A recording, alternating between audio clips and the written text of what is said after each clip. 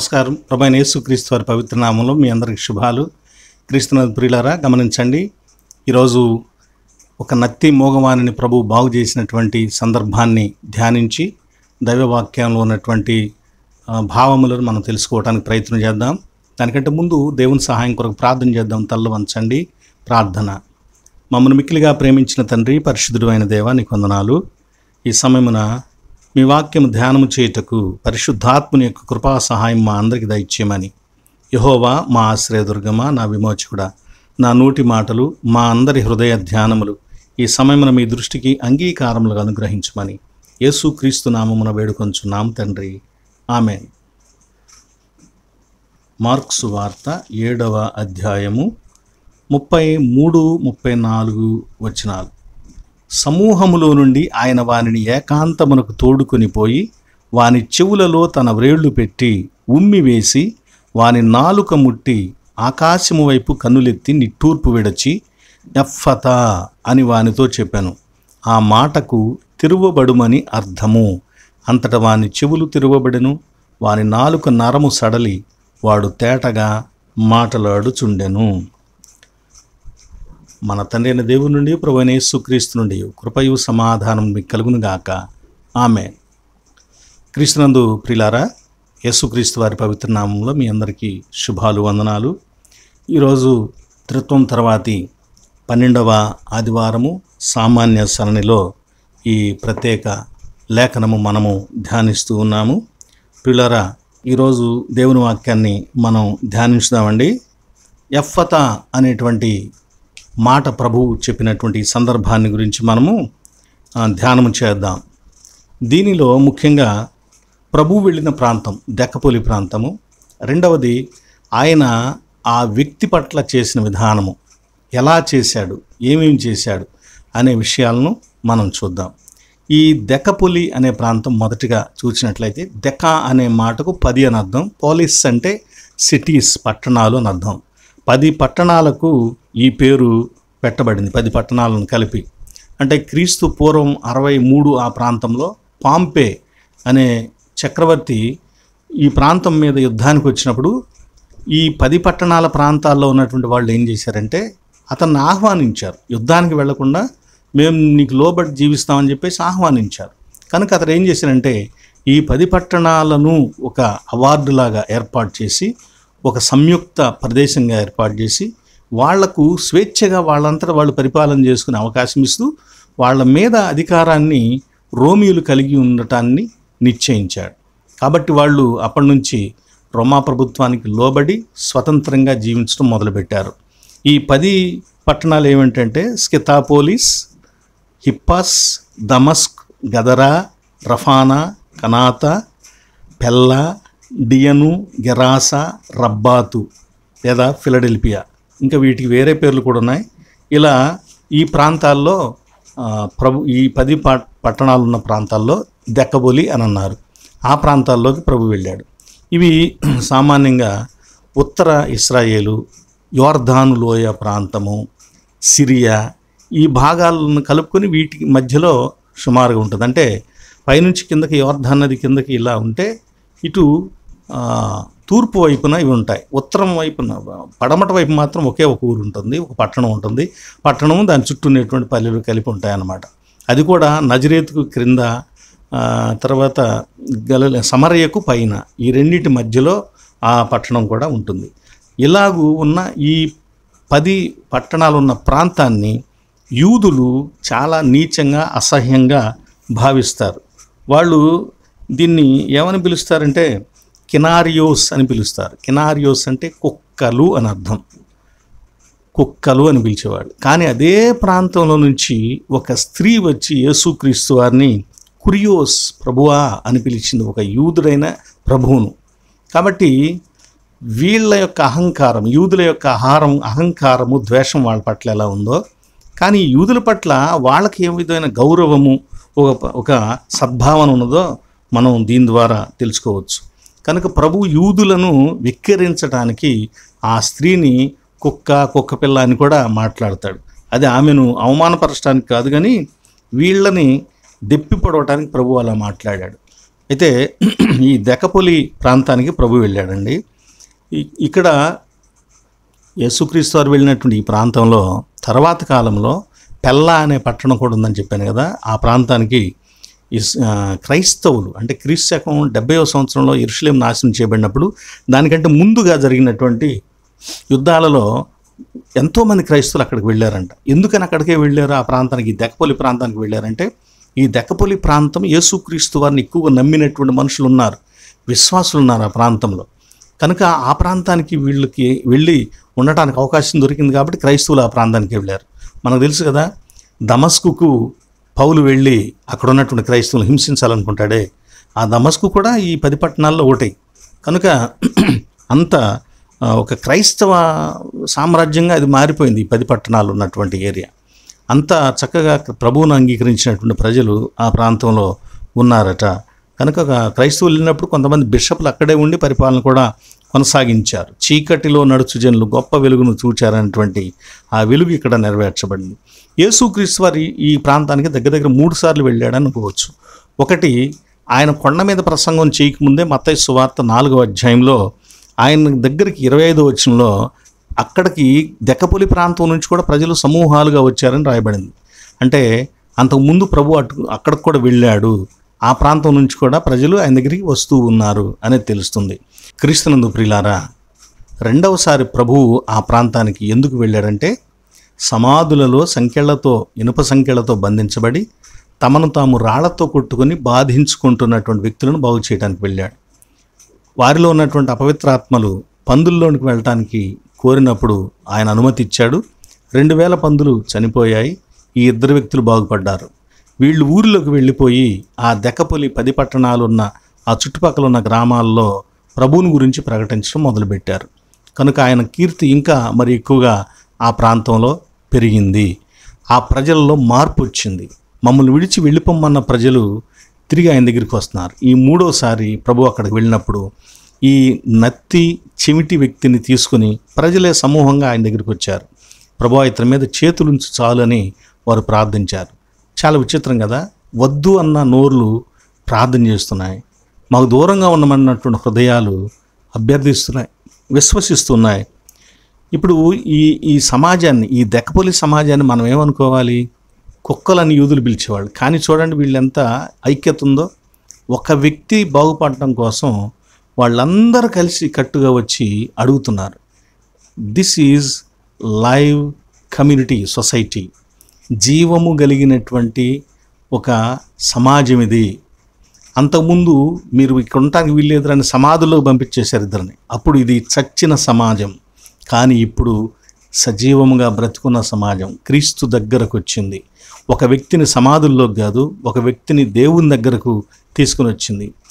వాళ్ళు ఏమైపోతే మాకెందుకని వదిలిపెట్టిన ఒకనాటి సమాజం ఈరోజు మాలో ఒక వ్యక్తి ఇబ్బందిగా ఉన్నాడు, వాడు అలా ఉండకూడదు, వాడు కూడా మాతో కలిసి చక్కగా ఉండాలని కోరుకుంటున్నది. సమాజం ఎప్పుడు కూడా వ్యక్తి యొక్క శ్రేయస్సును కోరుకోవాలి, వ్యక్తి యొక్క అభివృద్ధి కోసం పని చేయాలి.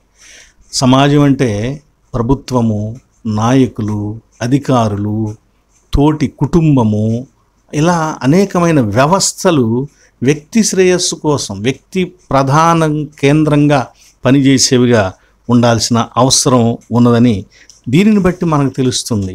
అంతేగాని పక్షపాతంతో కొందరి కోసమో, ఒక కమ్యూనిటీ కోసమో, ఒక రిలీజియన్ కోసమో, ఒక ప్రాంతం కోసమో, ఒక భాష కోసమో, లేదా కొంతమంది వ్యక్తుల కోసమో సొసైటీ ఎప్పుడు పనిచేయకూడదు. అందరి కోసం పనిచేసేదిగా సొసైటీ ఉండాలని దీని ద్వారా మనం తెలుసుకుంటున్నాం. ఒకప్పుడు చీకట్లో ఉన్న ఈ ప్రజలు ఇప్పుడు వెలుగుతో, జ్ఞానముతో నిండిన వారుగా ప్రభు దగ్గరికి వచ్చాడు. భక్తుడైనటువంటి ఏబి మాచిలమణి గారు అంటాడు, కానన తుల్య సమాజములో హీనత చెందిన మానవత, సిలువ మానవ మైత్రిని సిలువ పతాకము దానము చేసే కదా అని అంటాడు. ఎస్, ఆ సమాజానికి యేసు క్రీస్తు ఆయన సజీవముగా ఉండటం నేర్పించాడు. ఇలా ఆ సమాజం ఆ రోజు మార్పు చెందటమే కాకుండా తర్వాత కాలంలో క్రైస్తవులు జీవించడానికి, కాపాడబడటానికి కూడా చక్కగా పనిచేసిన సమాజంగా ఉంది. అంతేకాదండి, యేసుక్రీస్తు వారు ఈ అన్యజనుల దగ్గరికి వెళ్ళడం ద్వారా ఏం తెలియజేస్తున్నాడంటే ఆయన యొక్క సార్వత్రికత, దైవత్వ స్థితిని, ఆయన యొక్క ఆయన మెస్సియా, అభిషేకించబడినవాడు ఆయనే, క్రీస్తు అని తెలియచేసుకుంటున్నాడు. ఆయన రక్షణ కేవలం యూదులకా ఇంకా కొందరికని కాదు, సర్వమానవాళికి ఆయన రక్షకుడు అని తనను ప్రకటించుకుంటున్నాడు. అలాగే ఆయన బోధ కూడా కేవలం ఏ ఒక్కరికో కాదు, అందరికీ, సర్వమానవాళికి ఆయన బోధ, ఆయన రాజ్యము, ఆయన నీతి, ఆయన పరిపాలన, ఆయన అధికారం కూడా అందరికీ అనుగ్రహిస్తున్నాడని తెలియచేయబడుతున్నది. మూడవదిగా యేసు మోగ చెవిటివాడితో చేసిన ఆ సంగతులు, వాటిని 4-5 విషయాలు ఉంటాయి కదా, అవి చూద్దాం. నంబర్ 1 ఏంటంటే వీరి మధ్య అంగీకారం. అంటే ఆ ప్రజల్లో, ప్రభువా వీడిని బాగు చేయి, నువ్వు వాడి మీద చెయ్యుంచు, వాడిని స్వస్థపరచు, లేదా నువ్వేం చేస్తావు చెయ్యి, వాడు బాగుపడాలి. అంగీకారము. యేసుక్రీస్తు వారి పట్ల వారికి ఒక మంచి భావన, స్నేహ భావన, ఒక గురు భక్తితో వారు రావటం జరిగింది. అలాగే ఆ వ్యక్తి కూడా, ప్రభువా నువ్వేం చేస్తావు చెయ్యి, నన్ను నీ ఇష్టం, నన్ను నీకు అప్పగించుకుంటున్నానని ప్రభువుకు తను అప్పగించుకున్నాడు. ప్రభువు కూడా వారి ప్రార్థనను అంగీకరించాడు, ఆ వ్యక్తిని స్వీకరించాడు, దూరంగా తీసుకుని వెళ్ళి బాగు చేశాడు. కనుక అందరిలో ఒక చక్కని యాక్సెప్టెన్స్, అక్కడ ఒక ఐక్యతగా మనకు కనిపిస్తుంది. దేవుడు కూడా మానవ ఐక్యతలో పాలిపుచ్చుకుంటున్నాడు, ఐక్యతను ప్రోత్సహించేటువంటి దేవుడు. రెండవదిగా ఆయన చేసిన పని ఏంటంటే ఏకాంతమునకు తీసుకుని వెళ్ళిపోయాడు. ఏకాంతము అనేది చాలా గొప్ప ఇంటిమసీని అభివృద్ధి చేసేది, సాన్నిహిత్యాన్ని బలపరుస్తూ ఉంటుంది. 10 మందిలో కలిసి 2 వ్యక్తులు ఉన్న పద్ధతి వేరు, ఆ 10 మంది లేకుండా 2 వ్యక్తులే ఉన్నటువంటి పద్ధతి వేరు. ఆ 2 వ్యక్తులే ఉన్నప్పుడు వారి మధ్య ఏర్పడేటువంటి సాన్నిహిత్యం వేరుగా ఉంటుంది.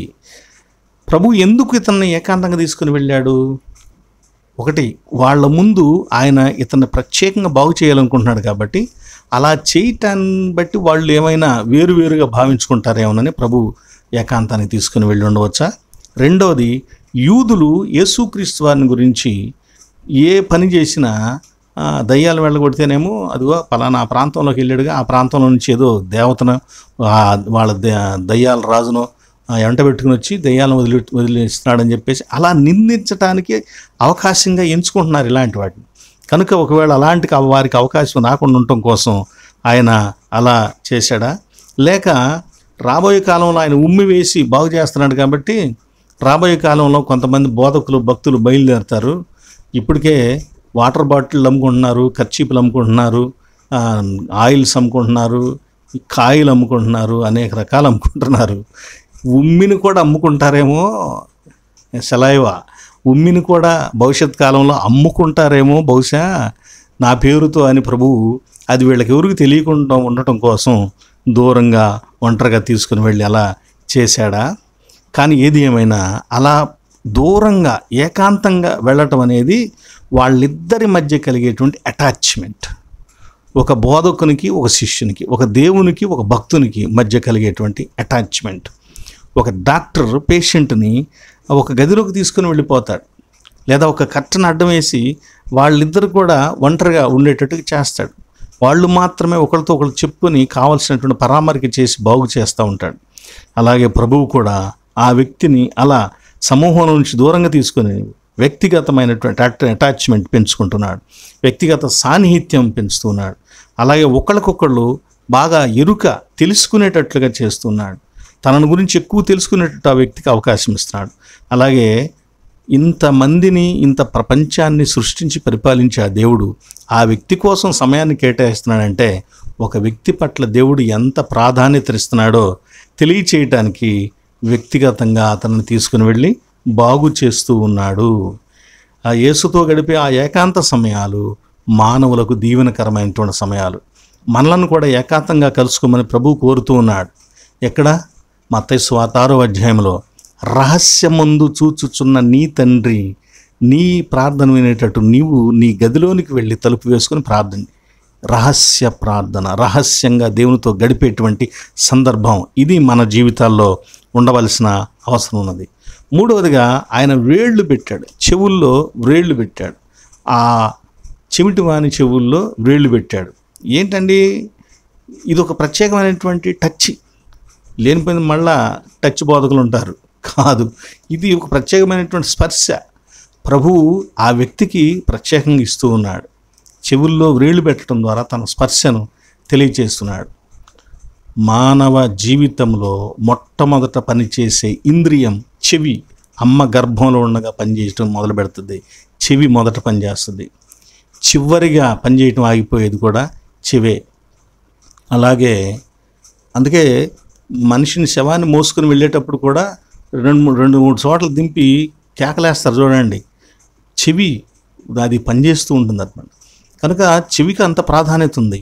ఇక్కడ ప్రభువు తన చేతులను పెట్టడం ద్వారా దైవత్వము యొక్క స్పర్శను ఆ చెవులకు మొదట వినిపిస్తూ ఉన్నాడు, తెలియచేస్తూ ఉన్నాడు.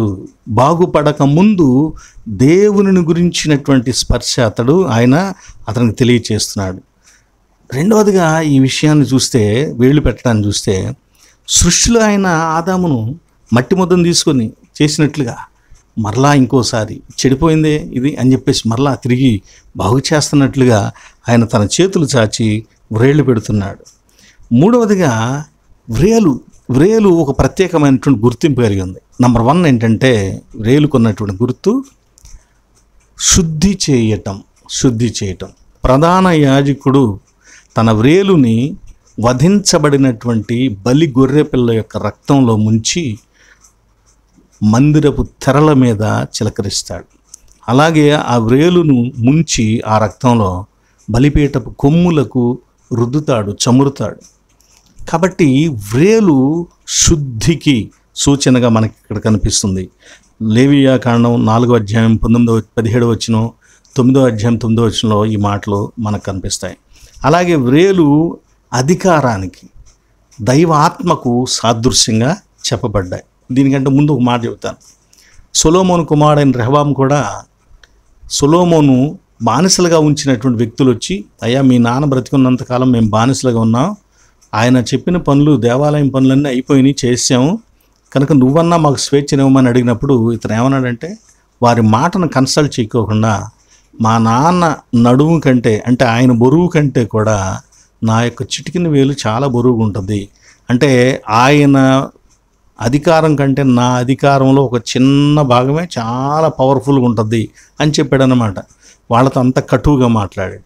వ్రేలు అధికారానికి సూచనగా అక్కడ మనకు కనిపిస్తుంది. అలాగే లూకా సువార్త 11వ అధ్యాయంలో కూడా 20వ వచనంలో ఆయన దేవుని వ్రేలుతో స్వస్థతలు చేస్తున్నట్లుగా, మోషేను గురించి కూడా ఇదే మాటలు నిర్మాకాండం 8వ అధ్యాయం 19వ వచనంలో దేవుని వ్రేలి సహాయంతో మోషే గొప్ప కార్యాలు చేస్తున్నట్టుగా తెలియచేయబడుతుంది. కాబట్టి ప్రభు అంటాడు యోహాను సువార్త 20వ అధ్యాయం 27వ వచనంలో, వేలు పెట్టి చూడురా తోమా, నువ్వు వచ్చి వేలు పెట్టి నన్ను చూడు, పరిశీలించు అని పిలుస్తూ ఉంటాడు.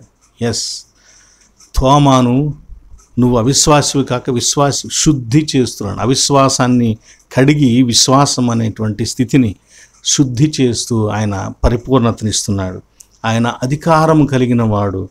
వేలు అనే మాట అధికారానికి సాదృశ్యంగా ఉంది. వేలుతో మనం ముద్రలు వేస్తూ ఉంటాం, అది అధికారపు ముద్ర. రాజులు తమ అధికారపు ముద్రను కూడా వేళ్లకు ధరిస్తారు, దానిని ముద్రిస్తూ ఉంటారు. ఇక్కడ ముద్రలు వేయబడినటువంటి గ్రంథం ఒకటి ఉంది పరలోకంలో, 5వ అధ్యాయంలో ప్రకటన గ్రంథంలో ఉంటుంది. ఆ ముద్రలు వేయబడినటువంటి గ్రంథాన్ని విప్పగలిగినటువంటి యోగ్యత, అర్హత కలిగినటువంటి, అధికారం కలిగినటువంటి వాడు యేసుక్రీస్తు వారు. ఇప్పుడు ఈ వ్యక్తిలో కట్టబడినటువంటి కట్లను, అనారోగ్య సమస్య అనే కట్లను తెంచగలిగినటువంటి శక్తి, అధికారం కలిగిన వాడు ఆయన కనుక దానికి గుర్తుగా ఆయన చేతి వ్రేళ్ళు పెట్టి అతన్ని బాగు చేయటానికి ఆయన ఎంతగానో పనిచేస్తూ ఉన్నాడు. ప్రియులారా, పండు ప్రేమ్ కుమార్ గారు ఒక పాట రాస్తాడు. ఆ పాటలో మెడలకు కట్టిన పెడతలు, నడుముకు చుట్టిన తాటాకులు, కులకట్లు మతముట్లను కూలగొట్టింది యేసుక్రీస్తే అని పాడతాడు. కాబట్టి మానవ సమాజానికి, వ్యక్తులకు పట్టి ఉన్నటువంటి ఈ భయంకరమైన బానిస కట్లను తెంచేవాడు ప్రభువే. అవి తెంచగలిగినటువంటి శక్తి ఆయనదే. కనుక వ్రేలు పెట్టడం ద్వారా చెవుల్లో ప్రభు ఏం తెలియజేస్తున్నాడు? నంబర్ 1 సృష్టికర్త, ఆయన ఏదైనా చేయగలడు. రెండవది శుద్ధి చేయగలవాడు ఆయనే. పాప రోగముల నుండి శుద్ధి చేసేవాడు. మూడవది అధికారం కలిగిన వాడు. నాలుగవది దేవుడు, ఆత్మ అయి ఉన్న దేవుడు. అలాగే ఆయన వ్రాతగాడని కూడా తెలియజేస్తున్నాడు. ముద్రలు విప్పగలిగిన వాడని తెలియజేస్తున్నాడు. వ్రాతగాడంటే వ్రేలుతో మొదట సీనాయి కొండ మీద రాతి పలకల మీద రాశాడు. ఆ తర్వాత యెరూషలేము దేవాలయంలో నేల మీద ఏమో రాయిచుండెను. పాపపు స్త్రీని తీసుకొచ్చినప్పుడు నేల మీద రాశాడు. కొరింథీ 2వ పత్రిక 3వ అధ్యాయం 3వ వచనంలో పౌలు భక్తుడు అంటాడు, మెత్తని హృదయముల మీద ఆయన వ్రాస్తున్నాడు అని అంటాడు క్రొత్త నిబంధనను. కనుక ఆయన మన జీవితాన్ని వ్రాస్తున్నవాడు. మనం నిత్య జీవంలోకి వెళ్ళడానికి కావలసినటువంటి రచనలను మనలోనే రాస్తున్నటువంటి గొప్ప దేవుడని ఈ వ్రేళ్ళు పెట్టుట ద్వారా ప్రభు తెలియచేస్తున్నాడు. నాలుగవదిగా ఉమ్మి కూడా వేశాడు ప్రభు. ఈ ఉమ్మి వేయటాన్ని బట్టి నాలుకను మనం చూడాలి. నాలుక ఎలాంటిదంట? 57వ సంకీర్తన 4వ వచనంలో నాలుక మంగళ కత్తి వంటిది అని తెలియజేయబడుతుంది. 140వ సంకీర్తన 3వ వచనంలో వారి నాలుక పాము నాలుక వంటిది, పాము నాలుక వలె వారు పదును పెట్టుదురు అని మోసకరమైన నాలుక, కాలకూట, విషముతో నిండిన నాలుక కలిగినటువంటి వ్యక్తులను గురించి తెలియచేయబడుతుంది. యాకోబు పత్రిక 3వ అధ్యాయంలోనైతే 6వ వచనంలో అది అగ్ని, ఈ ప్రపంచంలో అగ్ని అది అని నాలుకను గురించి చెప్పబడుతుంది. కనుకే ఆ నాలుకను ఏం చేస్తాడంటే 120వ సంకీర్తన 4వ వచనంలో తంగేడు నిప్పులతో నిన్ను కాల్స్తాడని ప్రభు తెలియచేస్తూ ఉంటాడు భక్తుడు. లూకా సువార్త 16వ అధ్యాయంలో ధనవంతుని నాలుక కాలుతూ ఉంది, లాజరును పిలిచి నాలుక కొంచెం అట్లా తడపమని అడుగుతాడు. ఇప్పుడు అలాంటి పాపపు, దుర్మార్గపు, మోసకరమైన నాలుక, ఇప్పుడు ఇతనికి నోటి మాటలు రావట్లేదు. నాలుగుతో పాపం చేయటానికి, అబద్ధాలు మాట్లాడటానికి, మోసాలు మాట్లాడటానికి ఇంతవరకు అవకాశం లేదు. ఇప్పుడు నాలుగు సడలిస్తే ఎన్ని అబద్ధాలు మాట్లాడతాడో, ఎన్ని మోసకరమైన మాటలు మాట్లాడతాడో, ఎన్ని భయంకరమైన మాటలు మాట్లాడతాడో. ప్రభువు వాడి నాలుక తెరిచి వాడు ఇంకా ఎక్కువ పాపం చేయటానికి అవకాశం కలుగుతుందేమోనని బహుశా ఆయన బాధపడుతూ ఉన్నాడా, నిట్టూర్చాడని చెప్పబడుతుంది కదా. కాబట్టి ప్రియులారా, ఏది ఏమైనా ఆయన వ్యక్తిని ప్రేమిస్తున్నాడు, ఆ వ్యక్తికి మేలు చేయటానికి ఇష్టపడుతున్నాడు. తన నోటిలోని ఉమ్మిని తీసి రుద్ది అతన్ని బాగు చేస్తున్నాడు. అలాంటి అగ్ని వంటి మోసకరమైన నాలుకను తన ఉమ్మితో అభిషేకిస్తున్నాడు, బాప్తిస్మిస్తున్నాడు, శుద్ధి చేస్తూ ఉన్నాడు. ఆ ఉమ్మితో ఆయన ఆ వ్యక్తిలో తన శరీరంలో ఉన్న పదార్థాన్ని పంచి తనలో ఉన్న పరిశుద్ధతను, తనలో ఉన్నటువంటి దైవిక శక్తిని ఆ వ్యక్తికి అనుగ్రహిస్తూ ఉన్నాడు. కనుక ఒకప్పుడు నేల మీద ఉమ్మి వేసి బురద చేసి ఆ బురద కన్నుల మీద పూసి సిలోయమని కోనేటిలో కడుక్కోమని చెప్తే దానిని నమ్మి విశ్వసించి ఆ మాటకు లోబడి వెళ్ళి కడుక్కున్న వాళ్ళు స్వస్థత పొందినట్లుగా ఈరోజు ఈ వ్యక్తి కూడా ఆయన ఏం చేస్తున్నాడు, దానికి ఇష్టపడి అంగీకరించి విశ్వసించి తాను కూడా స్వస్థతను పొందుచూ ఉన్నాడు. కాబట్టి చెమిటి చెవులు వినటం మొదలుపెట్టాయి, మోగ నాలుక మాట్లాడటం మొదలుపెట్టింది, పాడైపోయిన నాలుక పనిచేయటం మొదలుపెట్టింది, సడలింపబడిన నాలుక దేవుని సువార్తను ప్రకటించడం మొదలుపెట్టింది. ఇక్కడ యేసుక్రీస్తు వారు నిట్టూర్పు విడిచాడు. నిట్టూర్పు ఎందుకు విడిచాడు? ఇంతకుముందు చెప్పుకున్నాం మనం. ఏంటది? నాలుక తెరవటం వలన, నాలుక చక్కగా మాట్లాడటం వల్ల ఎన్ని పాప మాటలు మాట్లాడతాడో, చెవులు వినపడేటట్లు చేయటం ద్వారా ఎన్ని దుర్మార్గపు విషయాలను వింటాడో అని. ఒకవేళ బహుశా అలాంటి వ్యక్తిని ఎందుకు తిరిగి అంత పాపం చేసేటట్టుగా అవకాశం ఇవ్వాలని నిట్టూర్పు విడిచాడా? లేక ఆయన ఎందుకు నిట్టూర్పు విడిచి ఉండవచ్చు? ఒకప్పుడు సమాధులలో బంధించబడిన వారిని బాగు చేసినప్పుడు వెళ్ళిపోమ్మన్న ఈ మనుషులు ఇప్పుడు వచ్చి ఈ మనిషిని బాగు చేయమన్నందుకు మనుషుల యొక్క పద్ధతులు ఎలా ఉన్నాయో చూసి ఒకవేళ ఇలా ఉంటారు మనుషులని ఒకవేళ ఆయన నిట్టూర్పు విడిచాడా? ఆదాముకు తన నిశ్వాస ఉచ్ఛ్వాసలు, ఆయన ఉచ్ఛ్వాస జీవాన్ని ఇచ్చింది నరులమైన మనకు. అదే ఉచ్ఛ్వాసను నిష్ఠూరమన్ ద్వారా ఆ వ్యక్తి మీదకి విడుస్తూ ఆ వ్యక్తిని, శిష్యుల్ని ఎలాగైతే ఆత్మను పొందుకోండి అని చెప్పాడో ఆ వ్యక్తిని తన నిష్ఠూరంపు శ్వాసతో బహుశా శుద్ధి చేస్తున్నాడా, ఆత్మను అనుగ్రహిస్తూ ఉన్నాడా, లేక ఉన్నాడు చూసారా, వీళ్ళందరూ ఎందుకు ఈ వ్యక్తిని బాగు చేయమని అడుగుతారు? ఇతను బాగుపడకపోతే నేను ఉపయోగించలేనా? మోషే నత్తివాడే కదా, మోషేను ఉపయోగించలేను నేను, అలాగే ఇతను కూడా ఉపయోగించుకోలేనా? ఈ ప్రజలు ఎందుకు తెలుసుకోవట్లేదు? అయినా వాళ్ళ కోసం చేద్దామని నిట్టూర్చి వారి కోసం అతన్ని బాగు చేయటం కోసం నిట్టూర్చాడా? ఇలా అనేకమైనటువంటి విషయాలు. ఒకప్పుడు ఇదే ప్రాంతంలో 2000 పందులను 2 మనుషులు బాగుపడటానికి బదులుగా చనిపోవటానికి ఒప్పుకున్నాడు. ఇప్పుడు ఈ వ్యక్తిని బాగు చేయడానికి ఎవరు చనిపోతారు? ఎవరు దాన్ని స్వీకరిస్తాడు? ఒకవేళ దాన్ని అలాంటి ఏదైనా ఉంటే ప్రభు ఒకవేళ నేనే స్వీకరిస్తానంటున్నాడేమో. సిలువ ఆ శ్రమలు, దాని ద్వారా కలిగేటువంటి వేదనలు చూసి నిట్టూర్పు విడుస్తున్నాడేమో. కాబట్టి ప్రియులారా, ఆయన నిట్టూర్పు విడటంలో ఇలాంటి అద్భుతమైనటువంటి విషయాలు కొన్ని ఉన్నాయి.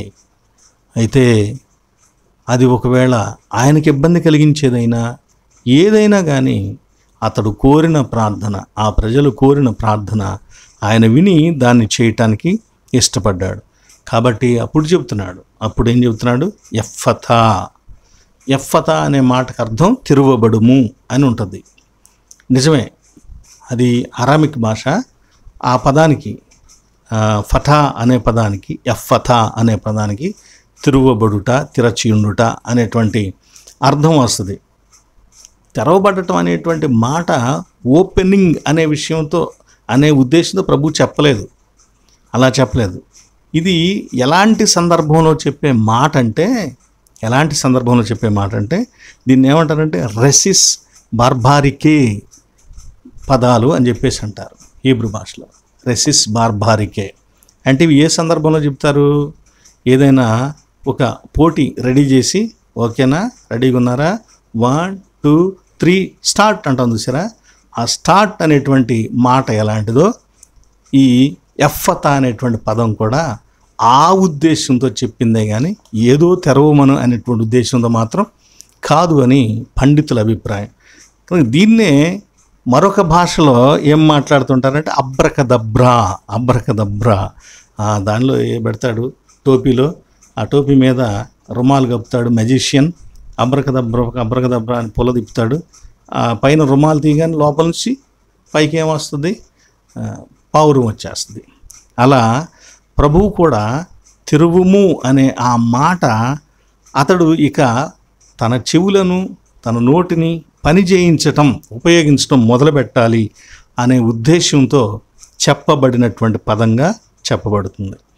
ఏది ఏమైనా ఇక్కడ ప్రభువు చేసిన అద్భుతం వలన ఆ వ్యక్తి గొప్ప దేవుని శక్తిని చూశాడు, దేవుని యందు విశ్వాసం ఉంచాడు. ఎవరితో చెప్పొద్దు అని అంటే అందరితో చెప్పడం మొదలుపెట్టాడు. అలా చెప్పి అనేకులను క్రీస్తు దగ్గరికి రప్పించాడు. కనుక ఆ అన్యజనులు, సమరయ స్త్రీ, సమాధుల్లో బాగుపడిన వాళ్ళు, ఇతడు, వీళ్ళందరూ కూడా క్రీస్తు దగ్గరకు అన్యజనులందరినీ నడిపించారు. దేవుడు మనకు కూడా మేలు చేశాడు కదండి, మన జీవితాల్లో కూడా ఉపకారం చేశాడు కదా. అంటే మనం కూడా నత్తివాళ్ళం అయ్యుండి, చెవిటోళ్ళం అయ్యుండి, ఆ బాధను అనుభవించి బాగు చేస్తేనే మనం అద్భుతంగా భావించాలా? తల్లి గర్భంలో నుంచే అలాంటి లోపాలు లేకుండా పుట్టడమే ఒక అద్భుతంగా, నీ జీవితంలో చేసిన అద్భుతంగా నువ్వు స్వీకరించలేవా? ఈ అద్భుతాన్ని అనుభవిస్తున్న నీవు దేవుని కోసం ఎలా బ్రతుకుతున్నావు? ఎలాంటి కృతజ్ఞతాభావంతో బ్రతుకుతున్నావు? ఓసారి పరిశీలన చేసుకొని ఈ బిడ్డల వల్లే, ఈ వ్యక్తి వల్లే ప్రభువు కోసమై మన జీవితాన్ని, మన సామర్థ్యాన్ని ఉపయోగించడానికి ఇష్టపడదాం. సర్వశక్తిమంతుడు అలా ఉండుటకు మనకు సహాయం చేయనుగాక. ఆమేన్.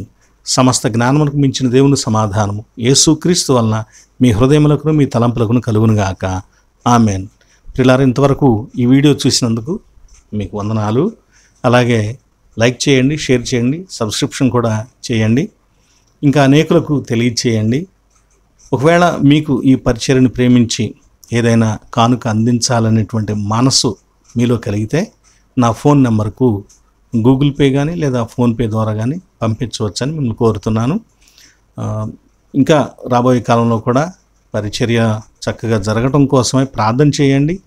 మరి ఫోన్ చేసి కొంతమంది కొన్ని సలహాలు తెలియజేస్తున్నారు, వారికి వందనాలు. మీరు కూడా ఫోన్ చేసి ఏదైనా సలహాలు తెలియచేయండి. మీ సలహాలు కూడా కామెంట్ రూపంలోనైనా పెట్టాలని మిమ్మల్ని కోరుతున్నాను. ప్రార్థన, ప్రభు నేర్పిన ప్రార్థన, ఆశీర్వాదము. ప్రార్థన. కృపగల తండ్రి, పరిశుద్ధుడానికి స్తోత్రములు నాయన. ఈరోజు ఎఫ్ఫతా అనేటువంటి ఆ గొప్ప మాట చెప్పబడినటువంటి సందర్భము ఒక చెమిటి నత్తివాని జీవితంలో దెక్కపొలి ప్రాంతంలో చేసిన అద్భుతమును గురించి ధ్యానించాం. కనికరించండి మా ప్రభువా, అటు అద్భుతము చేసిన మీకు వేలాది స్తోత్రాలు. మీరు మెస్సియా అని, దేవుడు అని, సర్వశక్తిమంతుడు అని, సృష్టికర్తవని, ఏదైనా చేయగలిగినటువంటి గొప్ప ఆశ్చర్యకరుడు అని వాటి ద్వారా మీరు తెలియచేశారు. ఆ అన్యజనుల్లో మీరు మహిమ పొందారు. అన్యజనుల కోసం కూడా పనిచేసి మీరు సార్వత్రిక దేవుడని, అందరికీ దేవుడవని, అందరినీ ప్రేమిస్తున్నావని, అందరి ప్రార్థన ఆలకిస్తావని, అందరికీ మేలు చేస్తావని ప్రభువా దాని ద్వారా మీరు ప్రకటించుకున్నారు. అందుకు మీకు స్తోత్రాలు. ఈ మాటలను వినినటువంటి మేము మా జీవితాలలో అన్యులైనటువంటి ఆ ప్రజలు ఎలా మీ కొరకు ఎదురు చూచారో, మీ అందు విశ్వాసం ఉంచారో, మిమ్మల్ని గురించి అనేకులకు ప్రకటించారో, అలా మేము కూడా అనుసరించేటువంటి కృప మా అందరి జీవితాల్లో దయచేయండి. మాలో రోగములతో ఉన్న బిడ్డలకు కావాల్సిన ఆరోగ్యం దయచేయండి తండ్రి. ప్రభువా, స్వస్థతను దయతో అనుగ్రహించండి. ప్రతి పాపము క్షమించి మన్నించి బిడ్డలకు స్వస్థతను దయచేయనా. అలాగే మా ప్రభువా, లేమిలో ఉన్న బిడ్డలు, మానసిక ఇబ్బందుల్లో ఉన్న బిడ్డలు, కుటుంబ కలహాలతో, వ్యక్తుల మధ్య కలహాలతో ఉన్న బిడ్డల కొరకు ప్రార్థన చేస్తున్నాం. అటువన్నీ తొలగిపోయి సమాధానమును వారు అనుభవించడానికి కృప దయచేయండి. పని, ఉద్యోగము లేక బాధపడుతున్న బిడ్డలకు కావాల్సిన మంచి పనిని, ఉద్యోగములను దయచేయండి. అయా, చిన్న చిన్న వ్యాపారములు, ఉద్యోగములు అయినా ప్రతిరోజు కూలికి వెళ్ళి కుటుంబాలను పోషించుకుంటున్న బిడ్డలను ఆశీర్వదించండి మా ప్రియ తండ్రి. అయా, ఇది ఈ సమయమునందు గర్భఫలాలు లేని వారికి గర్భము ఫలములను దయచేయనా తండ్రి. వివాహముల కొరకు ఎదురు చూస్తున్న బిడ్డలకు కావాల్సిన మంచి భాగస్వామిని దయచేయండి. అదేవిధంగా చదువుకొంచిన బిడ్డల జ్ఞాన వివేకములు దయచేయమా ప్రభువా. ప్రతి వ్యక్తిలో కూడా సమాధానమును, భక్తిని, విశ్వాసమును కలిగిన ఆలోచనలను, హృదయములను మీరు అనుగ్రహించి పవిత్రపరిచి దీవించమని మీకు మహిమ, ఘనత, ప్రభావాలు చెల్లించుకొనుచు ఇంతవరకు ఈ వీడియో చూసినటువంటి, వాక్యాన్ని విన్నటువంటి బిడ్డలను మరి ప్రత్యేకంగా దీవించమని యేసుక్రీస్తు వారి పేట వేడుకొంచున్నాం తండ్రి. ఆమెన్. పరలోకమందున్న మా తండ్రి, నీ నామము పరిశుద్ధపరచబడునుగాక, నీ రాజ్యము మాకు వచ్చునుగాక, నీ చిత్తము పరలోకమందు నెరవేరుచున్నట్లు భూమి యందు నెరవేరునుగాక. మా అనుదిన ఆహారం నేడు మాకు దయచేయము. మా ఎడల అపరాధము చేసిన వారిని మేము క్షమించి ఉన్న ప్రకారము మా అపరాధములను క్షమించుము. మమ్మను శోధనలోనికి తేక దుష్టు నుండి తప్పించుము. రాజ్యము, శక్తియు, మహిమ నిరంతరం నీవై ఉన్నవి తండ్రి. ఆమెన్. మన పరమ తండ్రి అయిన దేవుని ప్రేమ, ప్రభువైన యేసుక్రీస్తు వారి కృప, పరిశుద్ధాత్మ దేవుని యొక్క అన్యోన్య సహవాసము సదా మీకు కలుగునుగాక, మిమ్మల్ని ఆశీర్వదించునుగాక. Amen, amen, amen. మీ అందరికి వందనాలు. సెలవు. God bless you.